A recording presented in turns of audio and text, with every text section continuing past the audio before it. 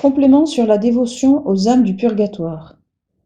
Vous pouvez commencer ces lectures et prières soit début novembre pour le mois qui leur est concerné, soit le 25 novembre pour terminer le plus grand jour de la libération des âmes du purgatoire, Noël.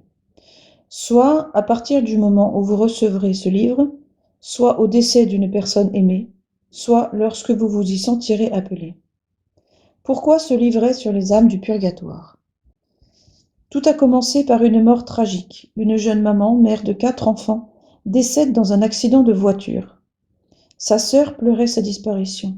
Elle pensait au vide qu'elle laissait, mais aussi et surtout, étant fervente, elle songeait à son âme. Oui, où est son âme ? En paradis ? C'est difficile à imaginer. En enfer ? Non, elle était trop généreuse. En purgatoire alors ? Mais du purgatoire, on n'en parle plus. Que se passe-t-il dans ce lieu ? C'est ainsi que d'église en librairie, de recherche en recherche, elle finit par dénicher un petit livre sur le purgatoire dans le grenier d'un ami. Ce livre, de l'abbé Berliot, datait de 1880 et n'avait jamais été ouvert. Ses pages n'étaient pas découpées. Mais bien qu'un peu vieilli, il a tellement plu à sa lectrice qu'elle a souhaité le faire réimprimer auprès d'une maison d'édition.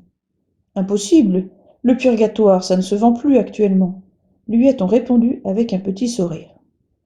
Il restait à demander à l'Étoile Notre-Dame, qui parlait souvent du purgatoire dans ses bulletins. Ainsi commençaient ces lectures et prières des réceptions. En novembre ou tout autre mois de l'année, les âmes du purgatoire souffrent et appellent sans cesse. Ces lectures et prières vous feront entrer dans le mystère de ces âmes qui attendent tout de nous. En retour, elles nous rendront au centuple les efforts fournis pour elles. Chaque jour, méditez et priez avec les lectures indiquées.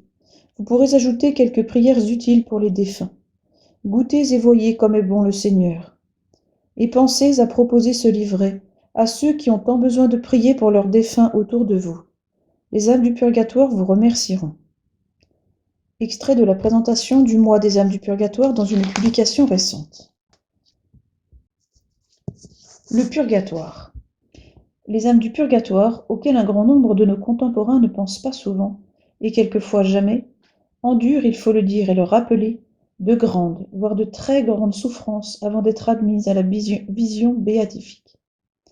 Saint Thomas d'Aquin écrit « Le moindre tourment du purgatoire est plus pénible que la plus violente douleur sur la terre. » Saint Anselme confirme cette réalité.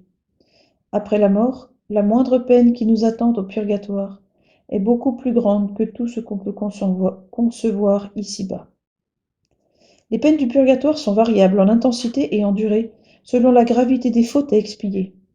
Mais toutes ces âmes sont sereines malgré leurs souffrances, car elles savent qu'elles sont destinées à rencontrer le Seigneur. Nous avons probablement parmi nos défunts un père ou une mère, un époux ou une épouse, un enfant que Dieu a rappelés à lui. C'est pourquoi il est impérieux de prier pour ces êtres chers, afin que le Seigneur écourte leur temps d'expiation et les conduise au paradis. Extrait d'un traité du purgatoire de sainte Catherine de Gênes. Si vous êtes fidèles à secourir les âmes du purgatoire, les saints patrons et leurs saints anges gardiens ne manqueront pas de vous savoir gré de vos services. Ils vous aimeront d'un amour spécial. Les âmes délivrées intercéderont pour vous, et dès cette vie vous recevrez les bénédictions temporelles et à votre agonie, au jour de votre mort, toute leur reconnaissante assistance. Comment pouvons-nous soulager les âmes du purgatoire ? La Sainte Messe que nous faisons célébrer pour elles est, comme l'a déclaré le Concile de Trente, la plus grande consolation de ces âmes. Les prières que nous récitons pour elles, les sacrifices et les mortifications que nous nous imposons pour elles, par amour pour Dieu, sont aussi des moyens puissants qui leur viennent en aide. Il ne faut pas oublier le recours à la Sainte Vierge. Saint Alphonse de Ligorie dit que nous devons recommander dans nos prières les âmes du purgatoire à la très sainte Vierge et offrir pour elles le chapelet par lequel elles sont soulagées. D'autre part, il est conseillé de faire usage d'eau bénite à leur intention. Elles calment leurs souffrances. Saint Augustin affirme qu'il n'est pas d'occupation plus pieuse et plus sainte que de prier pour les fidèles trépassés. Saint Thomas d'Aquin enseigne même que la miséricorde envers les âmes du purgatoire est plus agréable à Dieu que celle qui est exercée à l'égard des vivants. Quant à saint Robert Bellarmin, il précise que celui qui intercède pour les âmes du purgatoire il leur fait du bien, accomplit une œuvre plus grande que s'il offrait les plus riches présents à un pauvre de ce monde.